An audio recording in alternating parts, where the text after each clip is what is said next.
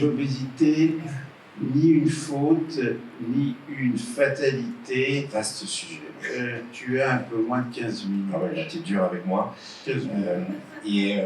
Donc, merci mille fois. Bravo Maxime d'avoir pu nous réunir ici.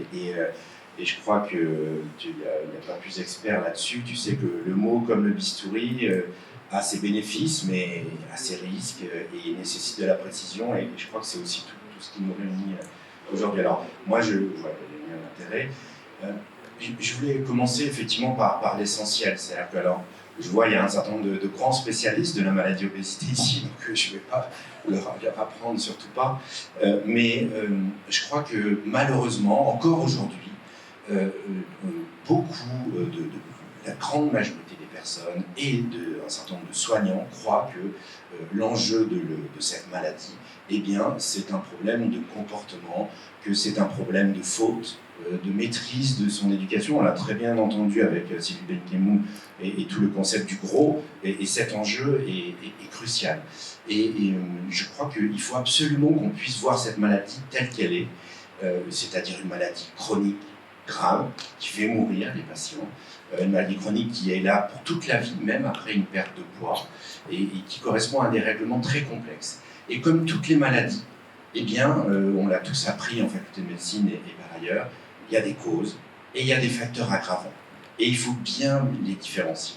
Alors bien sûr, des passerelles existent entre les deux nous avons encore beaucoup de choses à apprendre, mais je crois que c'est très important pour pouvoir regagner la confiance des personnes qui sont en situation de maladie et en souffrance, de pouvoir utiliser ces deux cases qui permettent de déstigmatiser et de sortir du jugement. Et les causes, alors malheureusement, j'ai absolument pas le temps de les évoquer, mais on le sait, elles sont très complexes, elles sont multifactorielles, elles sont interdépendantes les unes aux autres, mais il y a des causes génétiques, des causes microbiotiques, les bactéries, des causes endocrinologiques, où on a un certain nombre d'éléments, et puis ces causes psychologiques avec la notion de trauma psychique, qui est vraiment un point crucial. Le traumatisme psychique va dérégler la physiologie du corps, en utilisant tous les mécanismes précédents que j'ai cités. Et puis les facteurs aggravants. Alors là, les facteurs aggravants, à mon sens, on a deux niveaux. Un niveau individuel, qui est vraiment la responsabilité du souffrant, du patient. Mais ça reste seulement un facteur aggravant. C'est pas parce que vous mangez trop, pas parce que vous faites pas assez d'activité, ou parce que vous avez pas assez de volonté. Enfin là, on est stigmatisant de façon atroce. Ou pire, vous n'avez pas assez d'éducation.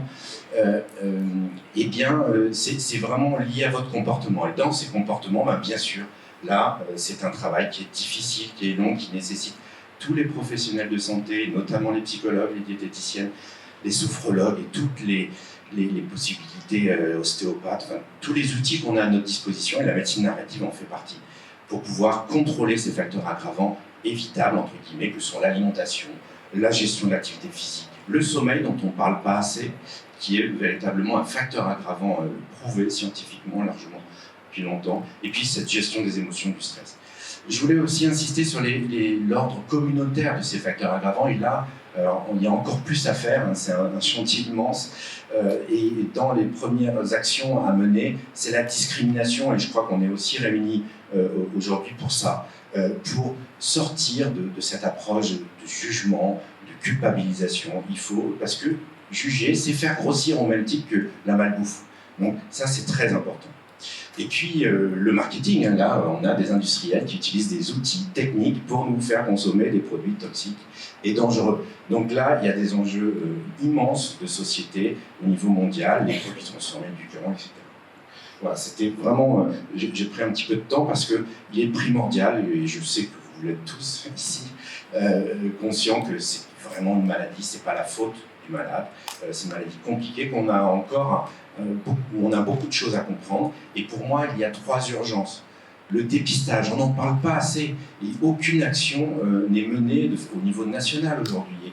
Et on a des outils de dépistage fantastiques, même si l'indice de masse corporelle est vraiment très insuffisant au niveau individuel, mais c'est un outil fabuleux de dépistage. On va le voir et je vais essayer de décliner ces 3 notions.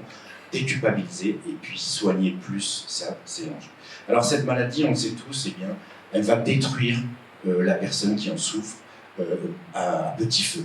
elle va lui diminuer sa santé globale. Et quand on souffre de cette maladie, plus on vieillit, plus le poids s'aggrave.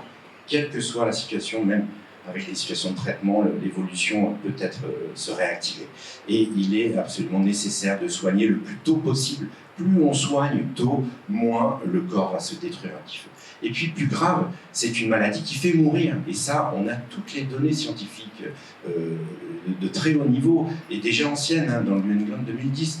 Eh bien, le poids est directement relié à la mortalité, indépendamment des autres facteurs de mortalité, de risque. Et ça, c'est très important. C'est pas de dire « Ah oui, bon, c'est les maladies cardiovasculaires qui vont te faire mourir ». Non, juste le poids, il va être responsable d'une mort plus rapide. Quand on a un IMC supérieur à 40, eh bien, on meurt 4 fois plus en 10 ans, globalement. Et ça, c'est, à mon sens, une urgence de soins aujourd'hui, cette maladie, qu'il faut déstigmatiser. Alors, l'urgence, elle est aussi là dans les chiffres. Ça tue. Et on a même un changement de paradigme. Ça tue 3 fois plus que la famine dans le monde aujourd'hui, cette pathologie. Alors, tant mieux, vous me direz, parce que rien de pire que de mourir de la famine. C'est quand même une forme d'évolution. On a accès un peu plus à la nourriture, et tant mieux. Mais il y a beaucoup de choses à faire. Et en France, on est plutôt protégé par rapport à d'autres pays. Mais voilà, il y a un coût pour la société qui est majeur, entre 10 et 20 milliards qui est estimé sur les études reliées à l'obésité. Donc, vraiment, tout est là pour que nous avancions sur le soin de cette maladie. Alors, j'ai repris cette étude de la Ligue, qui est nouvelle, on voit que ça a changé de gradient, mais ça, c'était surtout pour montrer ce gradient nord-sud, dont on dit, pour remarteler ce principe. C'est pas que les gens du Nord sont plus bêtes ou moins bien éduqués, évidemment, il y a des enjeux plus complexes, d'ordre épigénétique très certainement, de l'histoire de ces régions qui interviennent dans cette incidence plus forte de la maladie. Donc les chiffres, ils sont alarmants, vous les connaissez pour la plupart tous, les prospectives sont d'autant plus alarmantes, la maladie augmente, et malgré tout ça, et malgré la bonne activité de la France sur le soin, eh bien, on ne soigne pas assez. Quand les personnes qui ont plus de 40 d'indice de masse corporelle, à peine 4% de ces personnes sont soignées. Donc il faut absolument que nous diffusions l'alerte et le soin autour de ces patients. Et même moi, en tant que chirurgien, je m'alerte particulièrement parce qu'on a souvent entendu dire « Ah, il y a trop de chirurgie ». Mais en fait, non. Il faut le faire bien sûr. La chirurgie, il faut être très exigeant. On l'a évoqué en introduction. Mais il faut absolument pouvoir plus prendre en charge. Et là, au jour d'aujourd'hui, cette activité qui sauve la vie, on va le voir par la suite, eh bien, elle diminue. Alors en France, malheureusement, la maladie n'est pas tout à fait encore reconnue, même si d'énormes travaux de très grande qualité sont là, et les recommandations HAS de 2024 sont là encore pour le prouver, où tout est dit. L'obésité est une maladie grave, complexe, le suivi nécessaire, la stigmatisation est un enjeu, le dépistage, mais pas de campagne de dépistage. Donc il y a encore beaucoup à faire. Pour moi, il y a un élément aussi très important, c'est l'affectation ALD, affectation longue durée, qui est attribuée à toutes les maladies chroniques, que ce soit l'hypertension, au cancer ou aux maladies cardiovasculaires et diabète. Eh bien, l'obésité ne l'a pas. C'est, à mon sens, une aberration qui permettrait d'ouvrir des remboursements, notamment des consultations diététiques, des consultations nutritionnelles et des vitamines.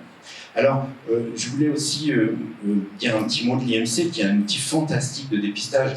On le critique beaucoup. C'est vrai qu'au niveau individuel, il est très très mauvais, mais c'est un outil fantastique pour permettre d'alerter un patient, une patiente en situation de détresse, de danger, même si c'est difficile, là, trouver les mots, c'est complexe de pouvoir trouver.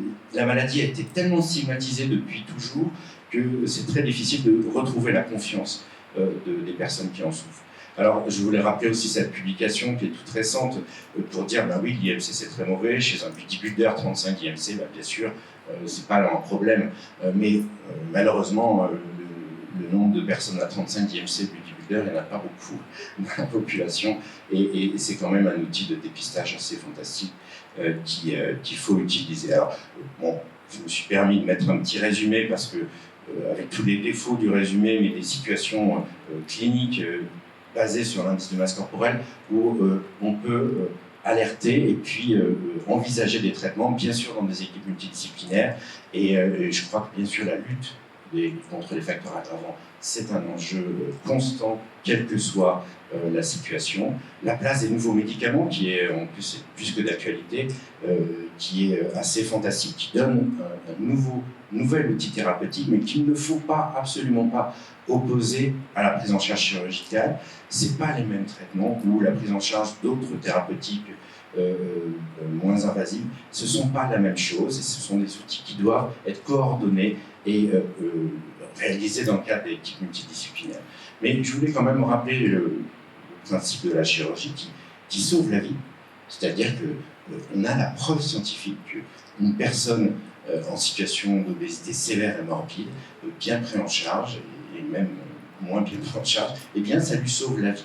Il y a des années de vie qui sont gagnées avec cette étude suédoise qui est remarquable. Alors aussi, pour philosopher, on va tous mourir, hein, quel qu'on soit, on voit que les courbes, on va tous, la courbe violette qui correspond à des poids normaux, eh bien on va tous, donc profitons des gens qui vous aiment, des beautés de la vie, du plaisir, c'est essentiel, mais d'être pris en charge par les bons traitements, c'est absolument nécessaire et essentiel, et ça réduit le risque de mortalité. C'était des données françaises. La chirurgie, elle a aussi beaucoup évolué, même si les techniques restent assez stables. On ne va pas rentrer dans le détail, mais il y avait deux concepts, restrictif, mal absorptif. En fait, c'est beaucoup plus compliqué l'action de la chirurgie. Elle va jouer avec un effet endocrine qu'on commence à bien connaître, le pH, les sels biliaires, il y a énormément de régulations au niveau microbiotique qui se font, et même au niveau épigénétique avec des interventions, mais elles doivent être réalisées dans des équipes multidisciplinaires. Alors je me suis permis de mettre mon équipe là, mais surtout pour parler des patients experts. Et nous avons la chance d'avoir deux présidents d'associations qui sont très actives et qui permettent d'avoir vraiment ce temps d'échange et de pouvoir optimiser. Ça fait véritablement partie de notre parcours de façon vitale. Je voulais, pour terminer aussi, aborder très vite la situation des adolescents, parce qu'on en parle finalement malheureusement trop peu. C'est une population où l'obésité est en train d'exploser, et avec des enjeux qui sont majeurs, puisque quand la maladie commence si jeune, toute leur vie va être en situation de maladie sévère, et ils vont avoir des conséquences majeures, bien sûr sur leur santé, mais aussi sur leur vie. Ils ne feront pas le même métier, ils n'auront pas la même vie affective en fonction de cette maladie. Donc il y a un enjeu majeur de prise en charge des enfants et des adolescents, et aussi cette notion de transmission intergénérationnelle que vous avez certainement pour certains, mais c'est un point, moi c'est une des publications qui m'a le plus marqué, qui est ancienne déjà, qui a été portée par l'équipe de Picard-Marceau au Canada, et qui a analysé une population d'une centaine d'enfants avec 50 mamans.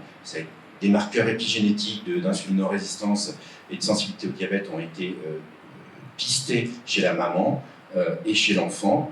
Donc des mères qui étaient en situation de grande obésité ont eu ce marquage des marqueurs épigénétiques, et elles les transmettaient à 100% à leurs enfants quand elles étaient en situation d'obésité.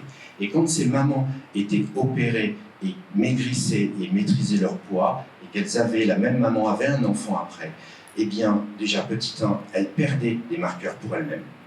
Il lui restait de l'ordre de 30% des marqueurs qui étaient ciblés initialement, et seulement 30% de ce qui lui est resté était transmis à l'enfant. Donc c'est tout à fait incroyable, c'est-à-dire que le traitement, l'attitude thérapeutique, la maîtrise de la situation pathologique va jouer probablement sur la transmission de la maladie. Et on le voit, plus la population de personnes en situation d'obésité augmente, plus la transmission se fait et plus les situations sont graves chez les enfants. Donc c'est à mon sens un des enjeux majeurs de prise en charge de la maladie, c'est-à-dire de traiter plus et toujours plus les personnes en situation de maladie. Alors, très vite pour finir, les nouveaux analogues GLP-1, vraiment je l'ai dit, mais il ne faut pas les opposer à la chirurgie, ce n'est pas la même action, ce n'est pas les mêmes indications, très certainement, il faut les définir plus précisément, mais c'est vraiment pas de compétition et pas de... ce sont deux outils thérapeutiques qui interviennent ensemble. Et puis pour finir, je voulais aussi partager cette publication qui est pour pour moi, qui a fait révélation sur l'activité physique. C'est-à-dire que c'est une publication australienne qui date de 2017 dans The Diabète et qui a évalué l'impact de la sédentarité sur la glycémie. Et donc ils ont fait des haltères glycémiques chez des personnes qui ont été mesurées, donc c'est la courbe rouge, pendant 24 heures, avec une situation de sédentarité, c'est-à-dire qu'ils étaient assis pendant 8 heures pendant la journée, et puis le sommeil. Et cette même population, simplement en faisant varier le mouvement, donc en faisant toutes les 30 minutes des petits mouvements pendant 1 à 2 minutes, tout simple, de flexion et de mouvement du tronc, presque rien, mais en arrêtant la sédentarité, eh bien vous voyez, c'est la courbe bleue.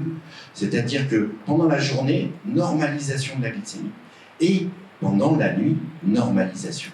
C'est-à-dire qu'il y a une mémoire du mouvement, de l'activité physique que vous faites la journée. C'est-à-dire que sans changer de mouvement, en dormant dans les 2 cas, eh bien, il est tôt. Donc là, c'est vraiment des pistes qui sont assez incroyables et que nous exploitons malheureusement pas assez encore aujourd'hui. Voilà. Donc pour conclure, bien sûr, c'est une maladie grave, chronique, qui est très complexe, récidivante.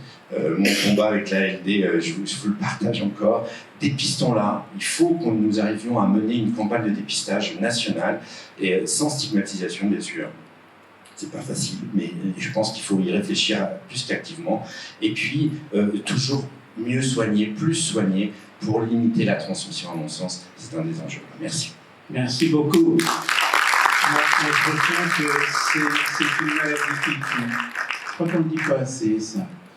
Avec l'obésité qui provoque la stéatose hépatique, le foie gras qui provoque NASH, MASH, puis cirrhose, puis cancer du foie. Oui, je crois qu'il faut qu'on diffuse cette image-là de maladie qui tue. Un autre message important, je crois que c'est l'activité physique qui traite les maladies. Merci beaucoup. Une question dans la salle ? Merci Guillaume, comme d'habitude, toujours efficace et brillant.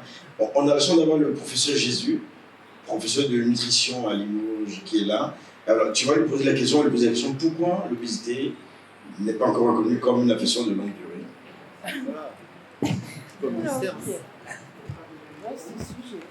Merci. Merci Maxime. J'en sais rien du tout, moi je suis pas au ministère. On est un collectif là, il faut faire bouger ça, c'est pas possible. Oui, mais comme plein de pathologies. Alors, finalement, on a en ALD les conséquences de l'obésité, mais pas l'obésité en tant que telle. Alors, assez souvent, des fois, le patient, ça peut passer dans le contexte de l'ALD en lien avec ses complications, mais chez ceux qui n'ont pas de complications, malheureusement, ça passe pas dedans. Ouais, je sais pas du tout. Alors, probablement toujours une histoire. Alors, on va se le dire, il n'y a pas d'argent, il n'y a plus d'argent. L'ARS, c'est le message qui nous fait passer. Donc, je pense que ce sera compliqué. Mais c'est vrai que ça donne lieu à des aberrations. Par exemple, le remboursement des reconstructions mammaires chez les femmes qui sont en situation de... c'est pas pris. Alors chez l'homme, c'est pris en charge parce que en fait, c'est juste d'un point de vue administratif. Il y a beaucoup de... Alors, dernière question. Et quand le malade arrive à la première constatation qui pour moi est la plus importante, et que tu lui annonces qu'elle est malade, qu'elle a une obésité morbide, que tu prononces ces mots, puisque nous en médecine narrative, on ne prononce plus ces mots maintenant, on me dit obésité maladie. Mais l'essentiel, le fait de lui dire qu'il est malade, il sort, il pleure, et il dit mais je suis pas malade. Alors l'annonce de la maladie à la personne obèse, bien sûr, qui sort de ta consultation et qui pleure. Mais moi j'ai un vécu voilà. Bien sûr, c'est quelque chose, moi je commence d'abord par rendre hommage. Avant de balancer des éléments comme ça, de rendre hommage et de dire bravo, vous êtes là et vous avez raison d'être là.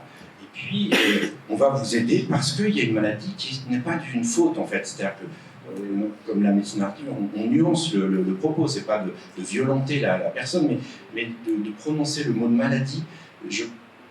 C'est complexe, mais je pense quand même que ça permet de lever des culpabilités qui sont souvent... simplifié à tu fais pas assez de régime, tu fais pas attention, t'as qu'à faire ci, t'as qu'à faire ça. Donc ça permet de les rassurer aussi. Et moi j'ai des patients aussi qui sont, mais parce qu'on leur parle vrai et ça les soulage en fait. C'est un pleur de soulagement dans mon vécu, C'est ça. c'est avant tout ça, c'est pas un pleur de violence, c'est un pleur de ben, vous m'avez compris et là, merci. Je peux avoir confiance. Parce que Il est passionné, Guillaume. Hein. Merci. C'est très important.